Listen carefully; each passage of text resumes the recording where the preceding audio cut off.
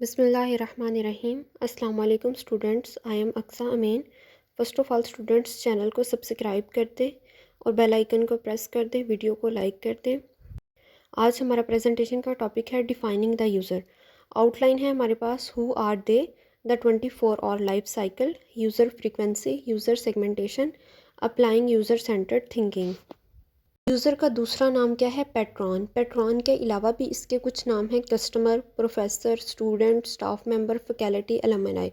ठीक है, लाइब्रेरी में आपके पास कोई भी इनमें से आपको अपनी रिक्वायर्ड इन्फॉर्मेशन लेने के लिए आपके पास आता है तो उसको हम लोग या तो यूज़र कहेंगे या पैट्रॉन कहेंगे, वो इनमें से कोई भी हो सकता है। हमारे पास दो तरह के यूज़र होते हैं, डे यूज़र और इवनिंग यूज़र।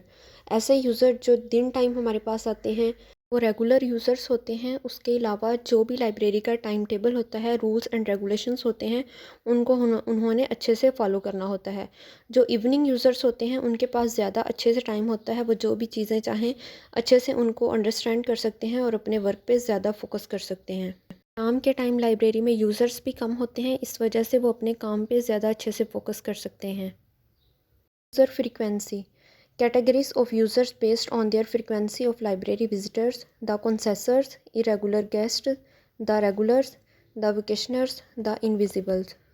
सबसे पहले हमारे पास प्रोसेसर्स आ जाते हैं। ये क्या होते हैं? ये एक्सपर्ट यूज़र होते हैं, ज़्यादा से ज़्यादा लाइब्रेरी में इनका विज़िट होता है।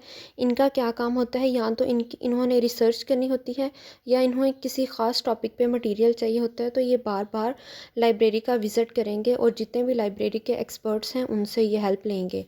इरेगुलर यूज़र्स जो होते हैं वो कभी कभार लाइब्रेरी में आते हैं, जब उनके पास फ्री टाइम होता है या किसी ख़ास काम के लिए वो लाइब्रेरी का विज़िट करते हैं। रेगुलर यूज़र्स जो होते हैं वो डेली लाइब्रेरी में जाते हैं।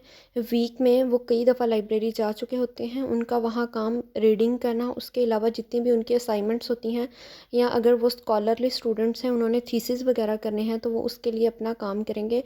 उसके अलावा लाइब्रेरी में जितना भी स्टाफ बैठा होता है उनसे अगर कोई उनको हेल्प चाहिए तो वो भी उनसे हेल्प भी लेंगे। इसके अलावा अपने बाकी कोलीग्स के साथ लाइब्रेरी में बैठ के भी वो मटीरियल को वो शेयर कर रहे होते हैं। द वोकेशनर्स जो होते हैं वो लाइब्रेरी में रीडिंग के लिए नहीं जाते हैं, बल्कि अपना फ्री टाइम स्पेंड करने के लिए या फ्री टाइम अपने आप को बिज़ी करने के लिए वो लाइब्रेरी में चले जाते हैं। द इनविजिबल्स क्या हैं कि ये वो यूज़र्स होते हैं जो बहुत कम लाइब्रेरी में आपको नज़र आएंगे। इनका लाइब्रेरी में कोई इंटरेस्ट नहीं होता। यूज़र सेगमेंटेशन, यूज़र्स को तीन हिस्सों में डिवाइड किया गया है: segmentation by year, segmentation by discipline, social segmentation. Segmentation by year में हमारे पास एजुकेशन के जितने भी एकेडमिक ईयर्स होते हैं उनमें फ्रेशमैन, बिल्कुल जिन्होंने अभी एडमिशन लिया है, बीएस में एडमिशन लेने वाले स्टूडेंट्स, उनको लाइब्रेरी के बारे में बिल्कुल नहीं पता होता।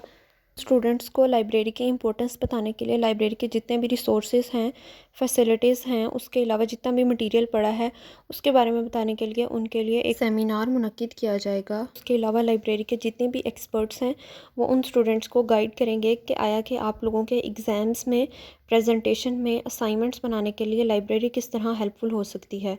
सोफोमॉर्स, इसमें बीएस के स्टूडेंट्स आ जाते हैं, उसके अलावा जूनियर्स आ जाते हैं, सीनियर आ जाते हैं। हर ग्रुप के मेंबर्स के लिए, हर ग्रुप के यूज़र्स के लिए लाइब्रेरी हेल्पफुल है। इनको ना सिर्फ असाइनमेंट्स, प्रेजेंटेशंस में मटेरियल प्रोवाइड करेगी, बल्कि आया कि इनके आने वाले एग्ज़ाम्स में भी लाइब्रेरी इनके लिए बहुत हेल्पफुल होगी। सेगमेंटेशन बाय डिसिप्लिन, यहाँ ये आ जाता है कि एकेडमिक लाइब्रेरीज में किसी भी एक सब्जेक्ट पे, मतलब डिसिप्लिन होता है सब्जेक्ट। फॉर एग्जांपल कि केमिस्ट्री का स्टूडेंट है, उसको केमिस्ट्री से रिलेटेड मटेरियल चाहिए, लाइब्रेरियन उसकी हेल्प करेगा, उसके सब्जेक्ट से रिलेटेड ना सिर्फ उसको सारा मटेरियल प्रोवाइड करेगा, बल्कि उसके अलावा अगर लाइब्रेरी में उस सब्जेक्ट से रिलेटेड कोई स्पेशलिस्ट लाइब्रेरियन बैठा होगा तो वो उस टॉपिक से रिलेटेड आपको मज़ीद अच्छे से गाइड कर देगा। सोशल सेगमेंटेशन में आ जाता है हमारे पास कि डिफरेंट ग्रुप्स के लोग होते हैं जिनका लाइफस्टाइल एक जैसा होता है, पर्सनल आउटलुक, बिहेवियर, ठीक है, उसके हिसाब से उनको अलग अलग ग्रुप्स में डिवाइड किया जाता है। एक सिटी के लोग आ सकते हैं, सेम एज के लोग आ सकते हैं, सेम एरिया के लोग आ सकते हैं। उनकी नीड के मुताबिक वैसी लाइब्रेरीज़ बनाई जाएंगी और वैसे ही उनको सर्विसेज प्रोवाइड की जाएंगी। मोस्ट कॉमन सोशल ग्रुप्स, इनमें हमारे पास ग्रीक्स आ जाते हैं, एथलीट्स वगैरह आ जाते हैं, student of government and leaders वगैरह आ जाते हैं। फॉर एग्जांपल कि अगर कोई गेमिंग का स्टूडेंट है या गेमिंग का एरिया है तो वहाँ पे आपको गेमिंग से रिलेटेड ही लाइब्रेरी मिलेगी, उसी से रिलेटेड आपका सारा मटेरियल प्रोवाइड किया जाएगा। Applying user centred thinking.